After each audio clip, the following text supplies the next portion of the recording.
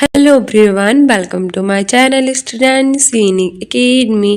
आज हम बात करेंगे सीटेट के प्रीवियस ईयर के पेपर के बारे में, जो कि हमारे 25 जनवरी 2023 को हुआ था। निश्चित वर्गों से संबंधित विद्यार्थियों के सफल समावेशन हेतु निम्न में से क्या जरूरी है?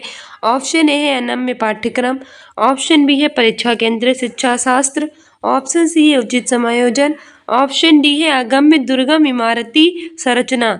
सही आंसर हमारा हो जाएगा ऑप्शन सी उचित समायोजन। हमारी व्याख्या कह रही है कि वंचित लोगों के सफल समावेशन के लिए उचित समायोजन होना जरूरी होता है। शिक्षक को विद्यार्थियों की पृष्ठभूमि जैसे कि सांस्कृतिक पृष्ठभूमि, सामाजिक पृष्ठभूमि, आर्थिक पृष्ठभूमि आदि का सम्मान और विचार करना चाहिए। मानक को लागू किए बिना सभी शिक्षार्थियों जैसे कि दिव्यांग छात्र और आर्थिक रूप से कमजोर वर्गों के छात्रों को समय स्वीकार करना हमारी समावेशी शिक्षा का मुख्य उद्देश्य होता है। ठीक है, बच्चों में भेदभाव नहीं करना चाहिए, चाहे वो किसी भी स्तर के हों, उन्हें स्वीकार कर लेना चाहिए। समावेशन के लिए निम्न बातें जरूरी होती है, जैसे कि क्षमता का निर्माण पर ध्यान देना, माता पिता की भागीदारी, संवेदनशीलता और सहयोगात्मक। ठीक है, अगला क्वेश्चन कह रहा है कि निम्न में से किस सिद्धांत पर समावेशन की विचारधारा आधारित है? ऑप्शन ए है समता, ऑप्शन बी है समानता, ऑप्शन सी है अलगाव, ऑप्शन डी है पक्षपात। सही है, देखो अलगाव पक्षपात ये सब तो होंगे नहीं, इसका आंसर हो जाएगा ऑप्शन ए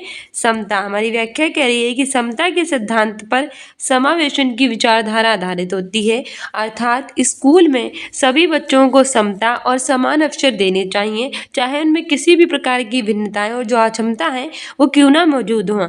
RTE यानी कि राइट टू एजुकेशन 2009 के अनुसार सभी श्रेणियों को छात्रों को एक ही छत के नीचे यानी कि समावेशी शिक्षा है वो प्रदान की जानी चाहिए। ठीक है, शिक्षा के अधिकार अधिनियम 2009 में दी गई समावेशी शिक्षा की अवधारणा एक अधिकार आधारित मानवतावादी परिप्रेक्ष्य पर आधारित होती है और ये समान शैक्षिक अवसर भी प्रदान करती है। हमारा 18वां क्वेश्चन कह रहा है कि अवधान न्यूनता अतिक्रियाशीलता विकार से जूझते विद्यार्थियों में निम्न में से कौन सा विलक्षण अक्षर पाया जाता है? ऑप्शन ए उच्च स्तरीय तौर से व्यवस्थित होना, ऑप्शन बी है बहुसचेत होना, ऑप्शन सी है लंबे निर्देशों को सुनते समय धैर्यवान रहना और ऑप्शन डी है आकुल रहना। आंसर हो जाएगा ऑप्शन डी आकुल होना। ठीक है, हमारी व्याख्या करें कि अवधान न्यूनता अतिक्रियाशीलता विकार यानी कि ADHD attention deficit hyper active disorder में ध्यान की कमी और अत्यधिक सक्रियता यानी कि आकुल होना जो विलक्षण होते हैं वो पाए जाते हैं, इसीलिए इसे ADHD कहते हैं। ADHD यानी attention deficit hyper active disorder की समस्या ऐसे परिवार में अधिक बिगड़ सकती है जहाँ घर में तनाव का वातावरण रहता है, यानी कि ऐसा घर जिसमें हर समय लड़ाई झगड़ा रहता है, तनाव बना रहता है, बच्चों को डांटा पीटा जाता है, तो वहाँ ADHD होने की अधिक संभावना होती है। ठीक है, जहाँ बच्चों की पढ़ाई पर अत्यधिक जोर दिया जाता है। ADHD एक विकासात्मक विकार है, एक ऐसी स्थिति है जो व्यक्ति के व्यवहार को प्रभावित करती है, प्रायः ये बचपन में ही प्रारंभ होता है। ठीक है, हमारा अगला क्वेश्चन कह रहा है कि सृजनात्मक विद्यार्थी के बारे में निम्न में से क्या सही है? ऑप्शन ए कि वे कार्य को समझने में काफी समय लेते हैं, ऑप्शन बी है कि वे नवीन और मूल विचार सुझाते हैं, ऑप्शन सी है वे अपने सहपाठियों के मुकाबले संज्ञानात्मक विकास में पिछड़े होते हैं और ऑप्शन डी है उन्हें विषय वस्तु को समझने में काफी मेहनत लगती है। तो हमारा सही आंसर हो जाएगा ऑप्शन बी, वे नवीन और मूल्य विचार जो है मूल विचार उन्हें क्या करते हैं सुझाते हैं। ठीक है, हमारी व्याख्या कह रही है कि सृजनात्मक विद्यार्थी नवीन और मूल विचार जो होते हैं वो सुझाते हैं और उनकी बुद्धि लब्धि 140 या फिर उससे अधिक होती है। ठीक है, सृजनात्मक विद्यार्थी कौन होते हैं? जिनकी बुद्धि लब्धि 140 या फिर उससे अधिक होती है। और सृजनात्मक विद्यार्थी विशेषताएं क्या होती हैं? जैसे कि वे तीव्रता से सोचते हैं यानी बहुत अधिक तेजी से सोचते हैं और समस्याओं को समझाने में यानी सॉल्व करने में वे नए तरीके का प्रयोग करते हैं। ठीक है, वे नवीन और मूल विचार उनके सुझाते हैं, उनमें समस्या समाधान का कौशल होता है, यानी वो किसी भी प्रॉब्लम को सॉल्व कर सकते हैं। वे समस्या को विभिन्न तरीकों एक तरीके से नहीं कई सारे जो वे होते हैं उनसे वो सॉल्व कर सकते हैं, अपने अपसारी कौशल का उपयोग करके अलग अलग तरीकों से किसी कार्य को करते हैं। ठीक है, हमारा अगला क्वेश्चन कह रहा है कि स्वलीनता कई प्रकार के क्षेत्रों में चुनौती पैदा करती है, फिर भी स्वलीनता से जूझते विद्यार्थियों में निम्न में से कौन सा सामर्थ्य होता है जिसका अध्यापिका सदुपयोग कर सकती है? ऑप्शन ए कि व्यापक तथ्यात्मक जानकारी का प्रतिधारण, ऑप्शन बी है सामाजिक परिस्थितियों का सही विवेचन, ऑप्शन सी है संज्ञानात्मक नम्रता और ऑप्शन डी अपनी भावनाओं का सटीक संप्रेषण। सही आंसर हमारा हो जाएगा ऑप्शन ए व्यापक तथ्यात्मक जानकारी का प्रतिधारण। ठीक है, हमारी व्याख्या कह रही है कि जो स्वलीनता होती है वो कई प्रकार के क्षेत्रों में चुनौती पैदा करती है। फिर भी स्वलीनता से जूझ रहा जो विद्यार्थी होता है उसमें व्यापक तथ्यात्मक जानकारी का प्रतिधारण करने का सामर्थ्य होता है। ठीक है, जिसका अध्यापिका जो होती है वो सदुपयोग कर सकती है। स्वलीनता यानी कि जो ऑटिज्म होता है वो एक विकासात्मक दिव्यांगता होती है जो व्यक्ति के सामाजिक व्यवहार को या फिर संपर्क को क्या करती है, प्रभावित करती है। इससे ग्रसित बच्चे जो होते हैं वो खुद में खोए रहते हैं और वो एक दूसरे के साथ भी सहज महसूस नहीं करते हैं। ठीक है, अगला क्वेश्चन कह रहा है कि विद्यार्थियों में प्रभावशाली एवं अर्थपूर्ण अधिगम को बढ़ावा देने के लिए एक अध्यापिका को किस पर बल देना चाहिए। ऑप्शन ए कि दी गई जानकारी को कंठस्थ या स्मरण करें, यानी रोट मेमोराइजेशन, बिल्कुल गलत हो जाएगा, इस पर तो ध्यान देना ही नहीं चाहिए। दूसरा कह रहा है कि विद्यार्थियों में प्रतिस्पर्धा की भावना को बढ़ाने के लिए, बिल्कुल गलत बात है, हमें किसी भी छात्र में प्रतिस्पर्धा की भावना नहीं बढ़ानी चाहिए। ऑप्शन सी है कि व्यवहार के अनुकूलन के लिए और ऑप्शन डी है पाठ्य सामग्री को वास्तविक जीवन संदर्भ से जोड़ने के लिए। सही आंसर हमारा ऑप्शन डी कितना अच्छा हो रहा है कि relating contact with real life context. ठीक है, और व्याख्या कह रही है कि विद्यार्थियों में प्रभावशाली या फिर अर्थपूर्ण अधिगम को बढ़ावा देने के लिए हमें एक अध्यापक को क्या करना चाहिए कि जो पाठ्य सामग्री होती है उसको हमें जो उसका वास्तविक जीवन का संदर्भ होता है उसमें जोड़ देना चाहिए। बच्चे वास्तविक जीवन की स्थितियों में एक दूसरे के साथ अंतःक्रिया करके जल्दी सीखते हैं और बच्चे क्या करते हैं कि एक दूसरे के साथ जब अंतःक्रिया करते हैं तो बहुत ही जल्दी से सीखते हैं। ठीक है, प्राथमिक विद्यालय के बच्चों के लिए सर्वोत्तम शिक्षण सामग्री बच्चों के स्थानीय परिवेश में वास्तविक वस्तुएं, जीवित और निर्जीव चीजें होती हैं जिसके माध्यम से वैदिकम की प्रक्रिया को सरलता पूर्वक यानी बहुत ही आसानी से सीख सकता है। विद्यार्थियों की सामाजिक सांस्कृतिक पृष्ठभूमि से जो संबंधित पाठ्य सामग्री होती है उसके प्रयोग से बच्चे जो होते हैं वो सहज रूप से तथा प्रेरित होकर सीखते हैं। ठीक है, हमारा अगला क्वेश्चन कह रहा है कि निम्न में से कौन सा उपागम विद्यार्थियों के ज्ञान अर्जन की योग्यता को कमतर यानी बहुत कम तरीके से आंकता है। ऑप्शन ए खोजी अधिगम, ऑप्शन बी है सहयोगात्मक अधिगम, ऑप्शन सी है सहज अनुमान लगाना और ऑप्शन डी है निष्क्रिय नकल। सही आंसर हो जाएगा हमारा निष्क्रिय नकल। ठीक है, हमारी व्याख्या भी कह रही है कि जो निष्क्रिय नकल होती है ये उपागम जो विद्यार्थियों के ज्ञान अर्जन की योग्यता होती है बहुत ही कम तरह से उसको आंकता है। छात्र की समझ का आकलन करने के लिए कम अवसर प्रस्तुत करता है। जो छात्र होते हैं वो अपना अच्छे से आकलन करें इसके लिए बहुत ही कम अवसर देता है और इसमें छात्र सीखने के अनुभव भी कम शामिल होते हैं।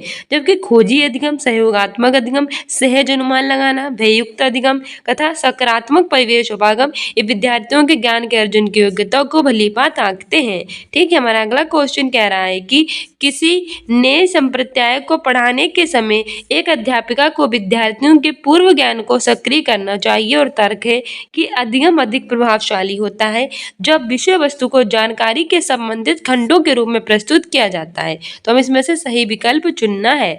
पहला कह रहा है कि ए और आर दोनों सही है और आर एक की सही व्याख्या करता है। दूसरा कह रहा है कि ए और आर दोनों सही है लेकिन आर एक की सही व्याख्या नहीं है। तीसरा कह रहा है कि ये सही है लेकिन आर गलत है और चौथा कह रहा है कि ये और आर दोनों गलत है। सही आंसर हो जाएगा हमारा ऑप्शन सी ये सही है लेकिन आर गलत है। हमारी व्याख्या कह रही है कि किसी नए संप्रदाय को पढ़ाने के समय एक अध्यापिका को विद्यार्थियों के पूर्व ज्ञान को हमें सक्रिय करना चाहिए क्योंकि ऐसा करने से विद्यार्थियों को नई जानकारी को सीखने में उपलब्धता होती है।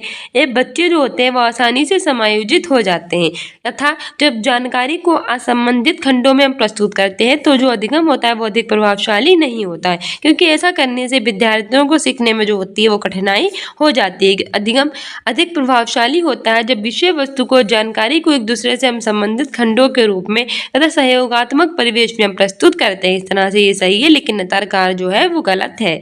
ठीक है, अगला क्वेश्चन कह रहा है कि अधिगम की प्रकृति डैश और डैश है यानी कि learning is dash and dash in character. Option A है सक्रिय सामाजिक एक्टिव सोशल, ऑप्शन बी है निष्क्रिय सामाजिक पैसिव सोशल, ऑप्शन सी है सक्रिय व्यक्तिगत एक्टिव इंडिविजुअल, ऑप्शन डी है निष्क्रिय व्यक्तिगत यानी कि पैसिव इंडिविजुअल। तो पैसिव तो होगी नहीं, पैसिव वाले हटा दो।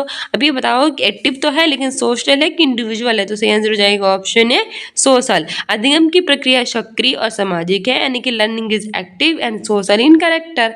हमारा ऑप्शन ए सही हो जाएगा। हमारी व्याख्या कह रही है कि अधिगम की प्रकृति सक्रिय और सामाजिक है। सामाजिक वातावरण के अभाव में, जब सामाजिक वातावरण नहीं होता तब व्यक्ति का सीखना लगभग असंभव होता है, बच्चा सीख ही नहीं पाता है।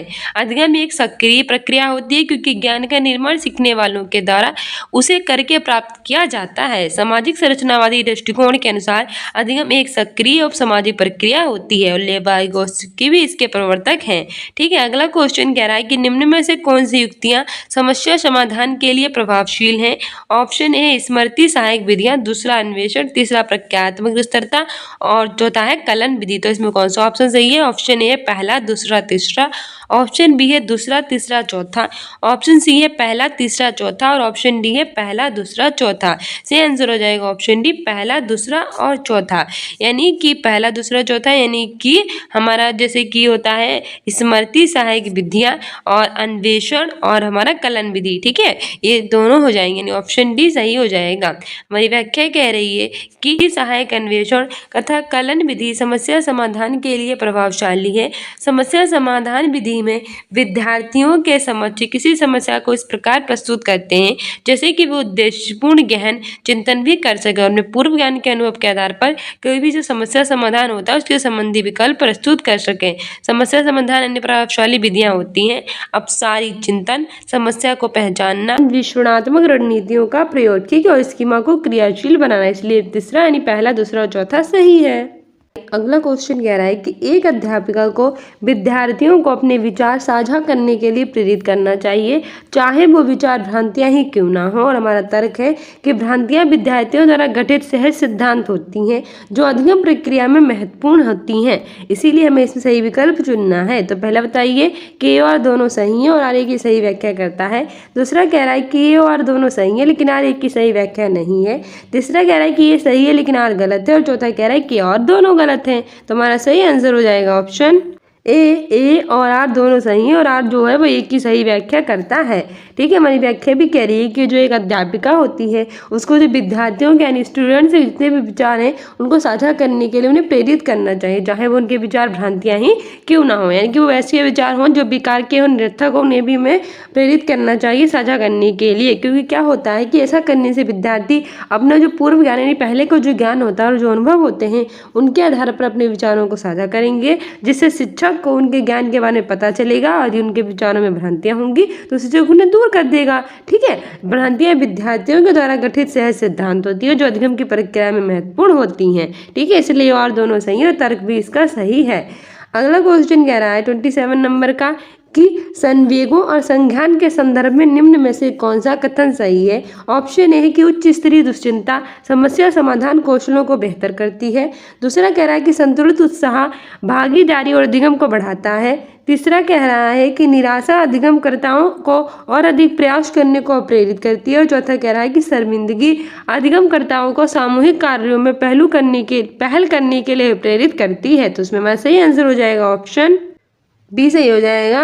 ये संतुलित उत्साह भागीदारी और अधिगम को बढ़ाता है, यानी कि moderate excitement improves involvement and learning. ठीक है, हमारी व्याख्या कह रही है कि संवेग और संज्ञान जो होते हैं वो संतुलित उत्साह भागीदारी और अधिगम को बढ़ाता है। एक बच्चे में शारीरिक, संज्ञानात्मक, संवेगात्मक और सामाजिक विकास जो होते हैं वो एक एकीकृत और समग्र निर्माण का विकास है। संज्ञान का संवेगों और भाषा के साथ घनिष्ठ संबंध होता है। संवेग और संज्ञान एक दूसरे से जुड़े हुए थे और एक दूसरे को भी प्रभावित करते हैं। संवेग स्मृतियों के कूट लेखन और चीज़ों को सुसाध्य करने का कार्य करता है। हमारा अगला क्वेश्चन कह रहा है कि विद्यार्थियों को किस प्रकार के लक्ष्य निर्धारित करने के लिए प्रेरित करना चाहिए। Students should motivated to frame dash goals. Option A है महारत उन्मुखी यानी कि मास्टरी ओरिएंटेड। ऑप्शन बी है प्रदर्शन उन्मुखी यानी कि परफॉर्मेंस ओरिएंटेड। ऑप्शन सी है असफलता स्वीकृत यानी कि फेलर एक्सेप्टिंग। ऑप्शन डी है सक्सेस अवॉइडेंस यानी कि सफलता परिहार। सही आंसर हमारा हो जाएगा ऑप्शन ए महारत उन्मुखी। हमारी व्याख्या कह रही है कि विद्यार्थियों को महारत उन्मुखी या प्रवीणता उन्मुखी जो लक्ष्य हैं वो निर्धारित करने के लिए हमेशा प्रेरित करना चाहिए, जिससे वे लक्ष्य प्राप्त करने में तभी सक्षम होंगे जब उन्हें वांछित कौशल में प्रवीणता हासिल होगी। उदाहरण के लिए एक छात्र जिसकी क्रिकेट में रुचि है और एक बल्लेबाज बनना चाहता है, उसे अपनी बल्लेबाजी कौशल पर ध्यान केंद्रित करने के लिए प्रोत्साहित है वो करना चाहिए। वह तभी बेहतर प्रदर्शन करेगा जब उसके पास सही कौशल और प्रशिक्षण होगा। महारत उन्मुख लक्ष्य क्षमताओं और योग्यताओं के मानक स्तर को प्राप्त करने पर केंद्रित होते हैं और किसी कार्य में प्रवीणता हासिल करने में है। ठीक है, और हमारा अगला क्वेश्चन कह रहा है कि अधिगम को सकारात्मक रूप से प्रभावित करता है जबकि देश नकारात्मक रूप से प्रभावित करता है।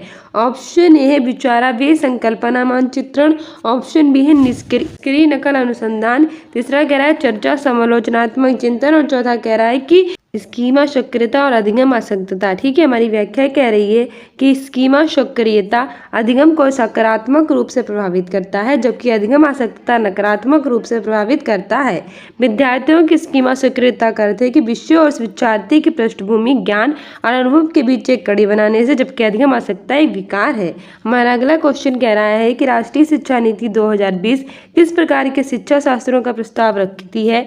ऑप्शन ए है परीक्षा केंद्रित, ऑप्शन बी अध्यापक केंद्रित, ऑप्शन सी अधिगमकर्ता केंद्रित, ऑप्शन डी बहिष्कार परीक्षा और अध्यापक ये सब निगेटिव में से आंसर हो जाएगा ऑप्शन सी अधिगमकर्ता केंद्रित। हमारी व्याख्या कह रही है कि राष्ट्रीय शिक्षा नीति 2020 अधिगमकर्ता केंद्रित शिक्षा शास्त्रों का प्रस्ताव रखती है। ये शिक्षार्थियों को सक्रिय एजेंट के रूप में देखता है। वे अपने स्वयं के ज्ञान, पिछले अनुभव, शिक्षा और विचारों को लाते हैं और इस बात को प्रभावित करता है कि वे नई जानकारी कैसे सीखते हैं। राष्ट्रीय शिक्षा नीति 2020 में अधिगम को सीखने के लिए अधिगम के रूप में केंद्रित है। ये सुझाता है कि सभी विद्यार्थी का 360 डिग्री विकास हो और सभी शिक्षा व्यवस्था में कामयाब हो सकें और समस्त शैक्षिक निर्णयों की आधारशिला के रूप में समानता और समावेश होना चाहिए। ठीक है, बालक का पूरी तरह से विकास चाहता है। तो डियर स्टूडेंट्स, ये था हमारे सीटेट का प्रीवियस ईयर का पेपर। I hope you like this video. If you like it then like, subscribe and share and don't forget to subscribe this channel. साथ ही कम्युनिटी पोस्ट में आंसर दिया कीजिए। सीटेट के सारे प्रीवियस ईयर देखने के लिए आप हमारी प्लेलिस्ट देख डालिए और हम स्टूडेंट्स इन अकेडमी को इंस्टाग्राम पे फॉलो कर लीजिए। मिलते हैं नेक्स्ट वीडियो में। Thank you, bye, keep loving, keep watching, keep sharing.